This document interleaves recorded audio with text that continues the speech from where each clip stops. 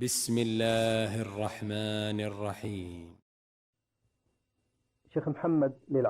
Шейх Мухаммад, Рамазандын акыркы 10 күндүгү чоң сооп жана улуу даража менен айырмаланат эмеспи?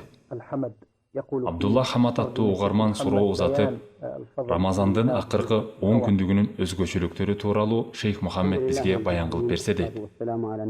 Ааламдардын Раббиси Аллахка мактоолор болсун, пайгамбарыбыз Мухаммадка, анын үй бүлөсүнө жана сахабаларына Аллахтын салам салаваттары болсун. Рамазандын бул акыркы 10 күнү Рамазандын башка күндөрүнө караганда абзелерээк. Ошондуктан пайгамбар саллаллаху алейхи вассалам итикафка ушул убакытта чыкчу, Кадыр түнүн тосоюн деп. Бул түндөрдүн арасында Кадыр түнү бар. Ал тууралуу Аллах Таала айтты: Кадыр түн 1000 айдан жакшыраак. Аллахтын элчиси саллаллаху алейхи вассалам бул 10 күндүн бардыгын түнкү намаздар менен өзгөчөлөйт эле. Инсан бул 10 күндүктө түнкү намаздарга өтө көңүл буруусу зарыл. Намаздарында Куранды узун окуп, ошондой эле рүкү жана саждаларын узун кылсын.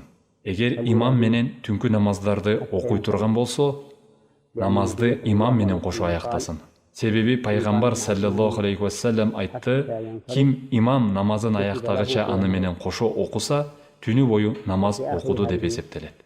Бул 10 күндүктүн аягында бүтөйүн деп калганда, Аллах буйрук кылган дагы бир парз фитир садака деген бар.